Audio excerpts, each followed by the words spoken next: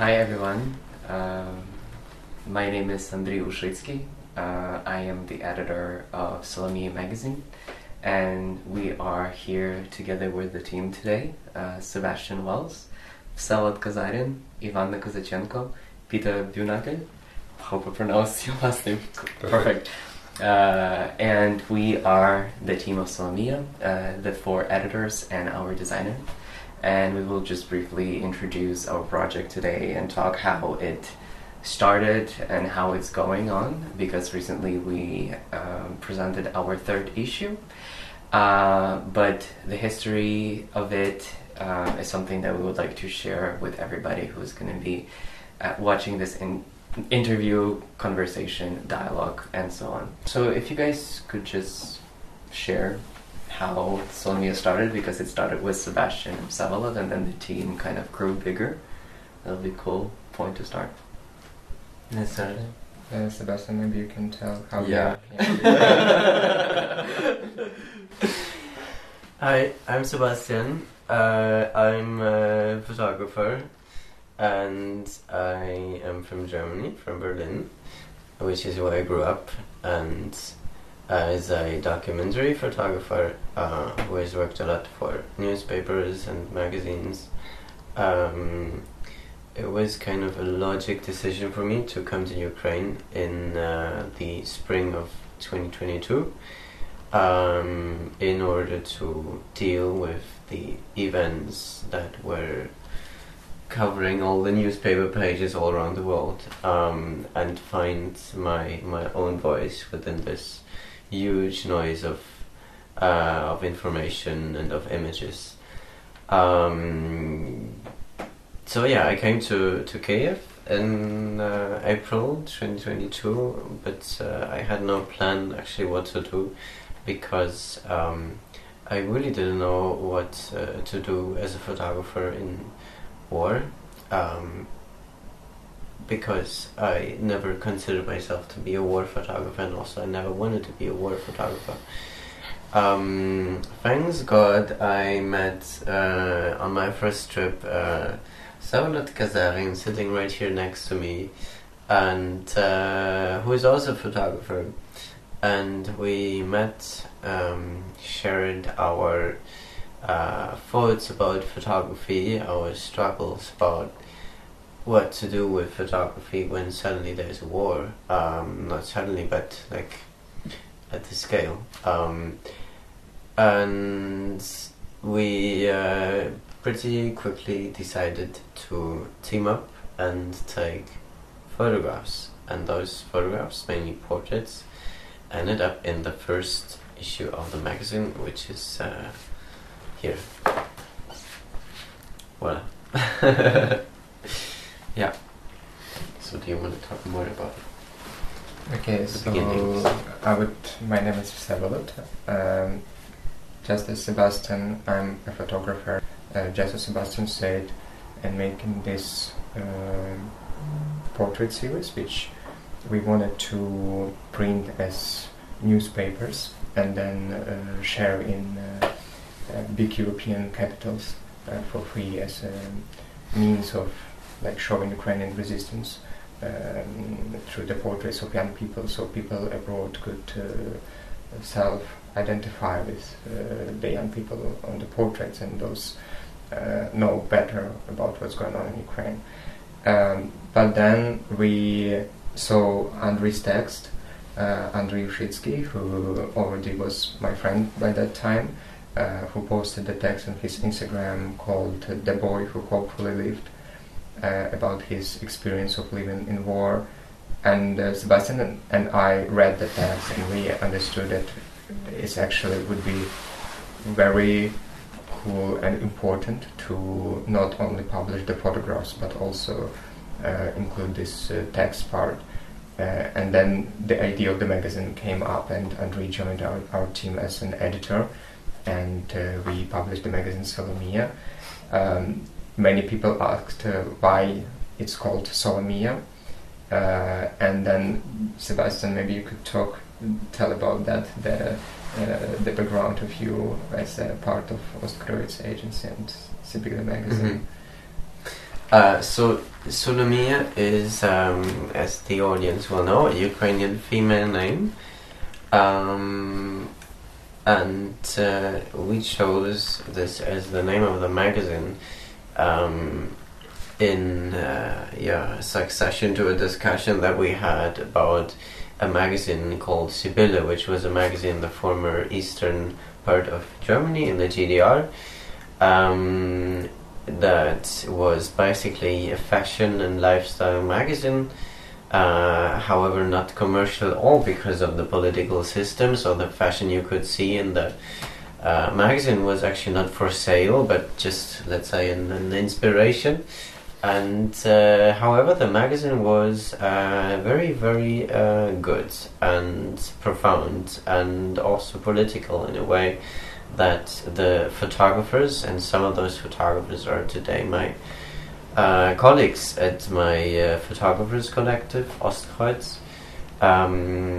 Those who worked for Sibylle were actually very much able to kind of take some subtle political messages into their photography in order to also circumvent the state censorship.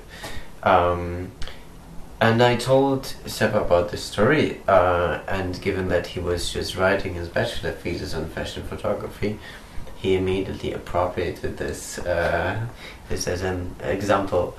So then we had this idea of, okay, let's also find Ukrainian female name, just like Sibylle is a German female name. So we wanted to find a Ukrainian one, and from this. And And also about the transcription. Yeah, and then it turned out that Solomiya is actually a female version of the name of Solomon, which means peace, and then it kind of Stick together. The puzzles stick Yes. together. And basically we operate as a Kyiv-Berlin team. We gather all the materials here in Kyiv, and then they are assembled and designed in Berlin. When we were working on the second issue, our team was joined by wonderful and brilliant Ivanna Kozachenko. And actually I really wanted to ask about the story, how you, Sebastian, and Peter connected in Berlin, and how like the design idea started. Yeah, I would love for you guys to speak about this, how you approached Peter, just because I was not able to see that in person. Peter, maybe you start telling how we met and how you ended up here. Yeah, so Sebastian and me, we know each other for quite some time now, actually, and we did several projects together, which basically always come from projects that Sebastian is thinking about. And then he calls me and says, okay, I got an idea, and are you interested in it, and could you think of doing this? And this was pretty much the same. So when you were hanging out in Kiev, Sebastian called me one day and said, hey, I'm in Kiev, and I'm at Vsevolod, and we have the very rough idea of making a magazine. Would you be interested in it? And of course I was. And I immediately had the feeling that I cannot do it alone. So I asked Annelene, we are working together at Kollektiv Scrollan, because it's just too much for just one person, and also it's much more fun to do it together. So Annelene joined me. She's not here in Kiev today, she's in Berlin. But that's basically the constellation. So we started to work on the design in Berlin, whilst you were compiling the contents. And when we started the first magazine, no one of us had any idea how it would evolve. So we basically just had the idea, we had some photos, and from this everything started. And if you look at the magazine now, it's really quite astonishing that we did this in a couple of weeks out of nothing, and it's still a magazine. It is still a magazine. I just want to quickly go over the covers and tell about the contributors, and also would love to hear the Ivanka's perspective, because she made a huge contribution to the magazine. So the first cover of Solomiya is unfolded by the work of Sasha Kurmas, and it's from the series Living with the Fear of Being Harmed by Other Humans, where he talks about, Violence, yeah. Yeah, couldn't think of the word violence in my head. Then we have the second issue, which is an illustration created by Alevtina Kahidze, using her iconic Alevtina's character on the cover. And the third issue, which we announced pretty recently and launched recently, is covered by the photograph and photo work by a Ukrainian artist, Alex Mashtala. I was not involved in the first issue, so maybe I cannot really reflect on creating of the first cover. But with the second cover, we decided to go with Alevtina Kahidze, and I remember it was actually Sebastian's idea to work with her. I just felt no boundaries to address her and ask if she would be interested into making contribution to the magazine, and she was very collaborative and supportive, and we together made the second cover, which was kind of talking about using previous works of Alevtina, but also we created a new image reflecting on what is the role of the artist this time. That's it.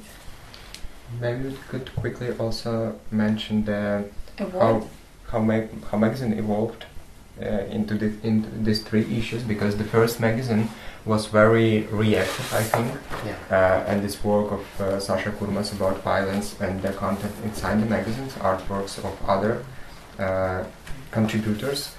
The magazine itself was created within 1 month? 2 months. 2 months. Yeah. 2 months. I remember very great, because the magazine is sold in Ukraine and outside of Ukraine. We try to target, and we are targeting the international audience to kind of understand the Ukrainian context, and our kind of goal to speak it through art, just because art allows this subjectivity to be transferred to the world. Because subjectivity is something that usually you will not see in the news, because news strive for objectivity to be as objective as possible and base the story on facts only. So the first issue, when we released the first issue, we had an interview where the person from Great Britain said that their impression was that he read the magazine, and he said that I felt like your main message was we are still here. Like the world was expecting that Ukraine is gonna fall, and we all remember those crazy and horrible first month of the war, and Ukraine kind of stood up, and that was very reactive. Like, we are still here, we need your help, because this is something that we would not want to lose, and something that we would love to preserve as much as possible and to protect. The second issue kind of tries to fill the gaps in the historical context of what has been happening from 2014. And the third issue, I feel like that's issue that is, for me, bolder than ever, and is very, very serious in a way, because it kind of tackles about this time period of now, and now is something that a period where the shock has subsided, the uplift has subsided. There come the realization that this is something very serious, and this is something that should be done, because we cannot only rely on the resistance of Ukrainians, and we really need to be heard and to kind of find the language to talk about this, just because it's something that is a threat to the entire world. And I feel like the third issue is very complicated in a way that it does not offer many answers, but just raises some very, very poignant and hard questions that I personally don't have time, and not time, but answers to. But also, it deals with the fact that now, as you said, like 2 years are over after the full-scale invasion, and in fact, a lot has happened. True.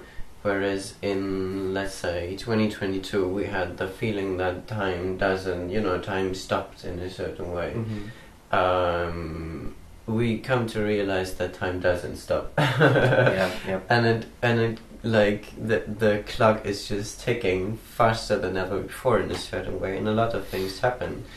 For instance, architecture, like buildings are being built and have a very severe impact on people living in those buildings. For instance, what you wrote about, Ivanka, in Architecture of Occupation, which was a collaboration between the artists collective Commercial Public Art and you as a writer, in which you talk about you want to say yourself?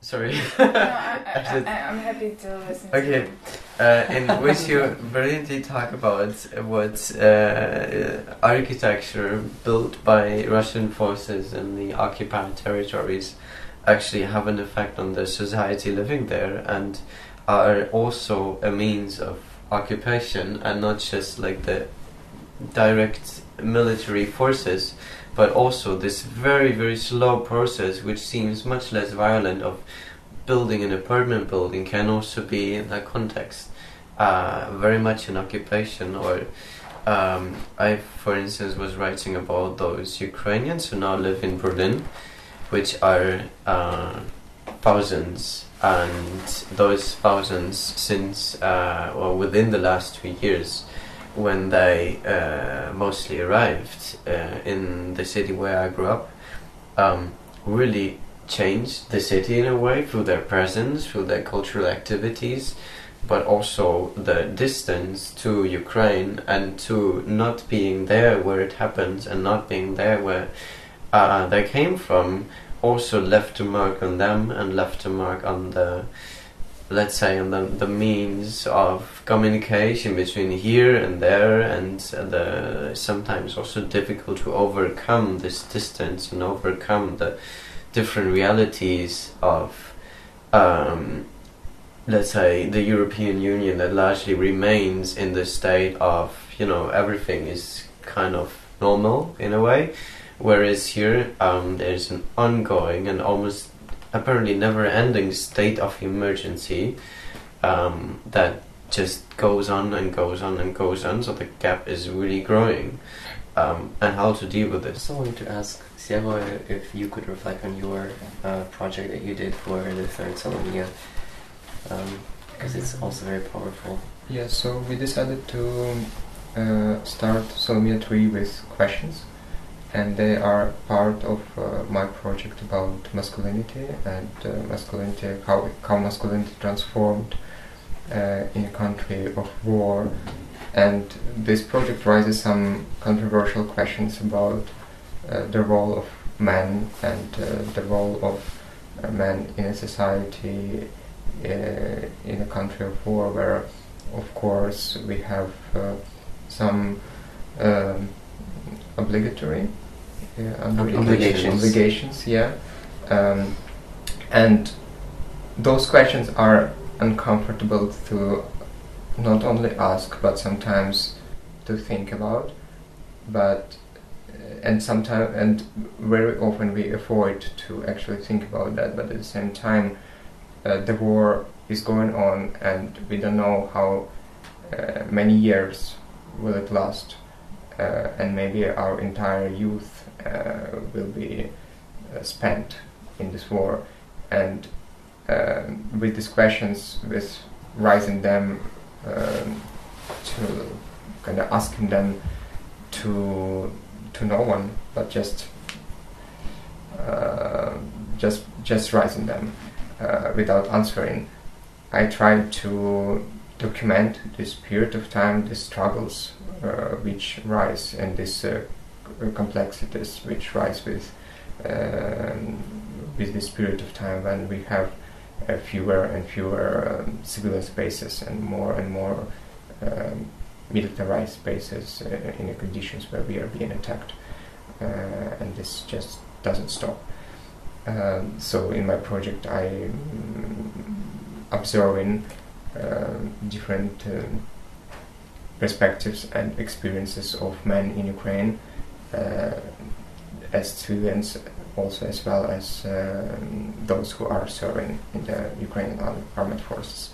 For the third issue, I kind of did like behind the scenes work, where I firstly invited Lucy Zoran, because each Solomiya tries to have an essay or like a short storytelling piece that would be very subjective, which would bring the storytelling effect to Solomiya. I actually was very interested to have this perspective of somebody who has been able to travel outside of Ukraine as a Ukrainian, and about their experiences there. And because I heard so many times that every time Ukrainians would travel outside of Ukraine to the EU or elsewhere, they would have this inner feeling that they were kind of the reminders of the war walking the street. And I was very interested of understanding their inner feeling and the outside perception of them. I feel like Lucy brilliantly included that in her text, which is called Hopeless Kyivites, where she talks about this feeling through her love towards the city of Kyiv. And the second piece is the interview with Maxim Dundyuk, a Ukrainian artist who works with photography. My initial incentive was to give to Ukrainian young and emerging and also professional photographers means to somehow understand how photography can carry the depth of the war and which messages they can do. And I feel like Maxim Dundyuk does it very well, especially that he has his own touch to each photograph, and you could see this in his aesthetics, and we tackle the topic of the aesthetics. But it also evolved into the conversation of the topic of propaganda, how it's present from the Ukrainian perspective and the Russian perspective, because there is one quote where Maxim said that he started working with documentary photography during the war as the way to combat Russian propaganda, but sometimes he had this feeling that his photography was working against Ukrainian censorship. And censorship is also that is very needed at the same time. So it's the thing that needs to find the balance, and how to find that balance, and those are questions that we were trying to raise in this interview. Yes. Yeah, and I feel also that this interview makes a great connection with the second issue, where, for example, we also tried to reflect on photography a lot and kind of address it as a source of information, and at the same time kind of like showing the truth. Yeah. Is it possible to show truth? What is truth? And what is like... Yeah, I was reflecting to Didier Huberman's philosophical approach for the photography.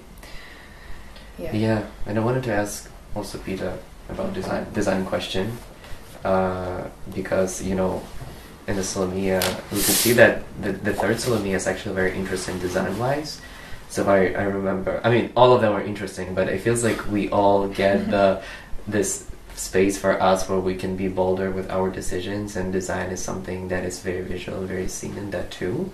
So for example, I know in the third Solomiya we have an interview with Ася Bazdereva, and the outline, the layout tries to imitate the map, because you talk about maps in the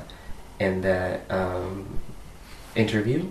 So I would be just curious to hear about your creative process and the thinking behind this, because this is something that the Kyiv team usually is not able, unfortunately, to see. Yeah, having some strange corners on an interview to remind of maps is something pretty easy to do or to decide. So for us, this magazine tries to...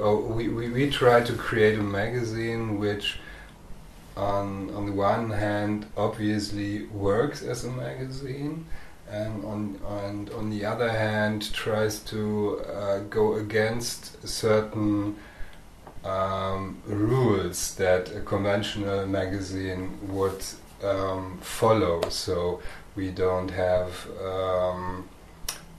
for instance, the cover is not just a cover, but it's part of a series of artworks that kind of fold around the content, and you very often start a certain spread without a headline. So we just start a jump in the middle of the content, and afterwards we explain what is it that I'm seeing here. So we kind of have some kind of interruption, or maybe you can call it I don't know. It's going against this strict order of here's the main picture, headline, subline, then the text, and in the end I have a little note on the author, and that's it. Yeah. So we kind of blow that up a little bit, and of course this is reflecting the way this magazine is made or was born. It's also the binding is something which is rather citing something provisional, so it's not made for eternity. It's more like a collection of content, like in a map maybe, and still of course we think a lot of the particular order of things and all the details, but still it needs to have that kind of raw power to be something which is not made under perfect conditions in peace times. Yeah, we do not call it imperfect. We call it made in the Solomiya way. It's like, and I feel like that's yeah, and I mean, of course, it wouldn't make any sense to publish a indie magazine and being totally boring. I mean, if doing publishing independent means that you need to use the possibilities you have, and that's what we actually try to do. And how would you see the evolution? Do you see the evolution? Yeah, there actually is an evolution, I think. So for number one, we really didn't know what would happen, which is a very interesting process for a designer, and it's totally untypical for doing magazines, because when you do a magazine, you first collect all the content, then you make a kind of an empty container system, and then you decide, okay, this content has like 16 pages, this is 2 pages, and then this is politics, this is sports, and this is the feuilleton. Okay, so that's how you do a magazine, and we don't do that. So this was really a process where in the end we were totally surprised that we have 132 pages out of nothing. And for the second issue, then you start to reflect, okay, what are the rules of the first magazine? Do we want to keep everything? Do we want to keep some of it? What do we change? And actually in the second magazine, Annelene and me, we were really struggling with the tons of content you were throwing at us. So the first magazine was quite easy to do, because it was just something like 6 pieces, and then this is pretty fast to do. This was very, very complicated to do. For example, I remember with this Sasha Nasilenko, when I wrote it very, very last minutes, almost, and you said like, it's going to be hard, like with this. Yeah. Do you remember? Yeah, that was also interesting that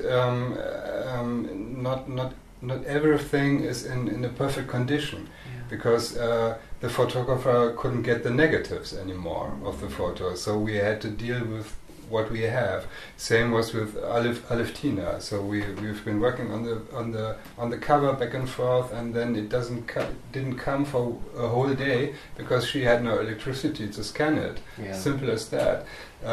So in a way, war always comes into the magazine and also in the process. Main issue is that we never can meet in one room. So for the third issue, we had the series of Seva we already talked about, and this is a very, very personal work of Seva, and the only way to deal with it is actually to be on one table together, the designer and the author, and to find the solution for the content, and we cannot do that for certain reasons, everyone knows. And so sending a PDF back and forth and thinking and commenting is not the same than actually working together. And this is really something very special in this collaboration. It's difficult, but we found ways to do it, using online tools to work on the content, but still it's really a struggle you normally would not have. But also, and I think that's crucial, an exchange of perspectives that Absolutely. we are having all the time, and that is kind of key for the magazine, to just look at one and the same photograph or one of the same artwork, and one of us would say like, oh, that's brilliant, and the other one would say like, oh, that's absolutely not relevant. Mm-hmm. Yeah, so we had this with the cover. We have this with everything. Yeah. And I think this exchange is actually the in a way like justifies that we're walking into different spaces or to different places, and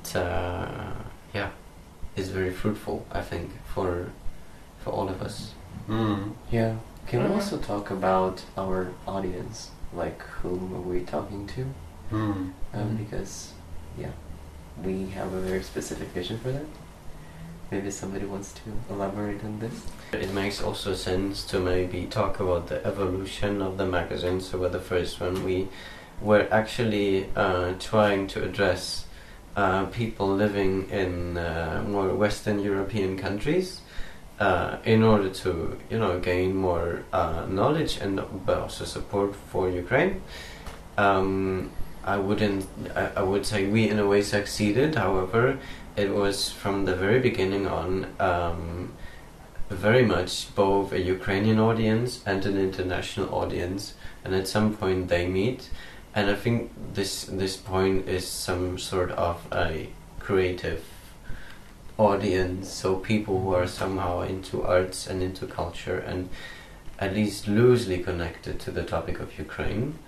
So it's probably not the first book or the first magazine that you will buy on this topic, but you might already have some sort of knowledge about it. So that's easy thing to do.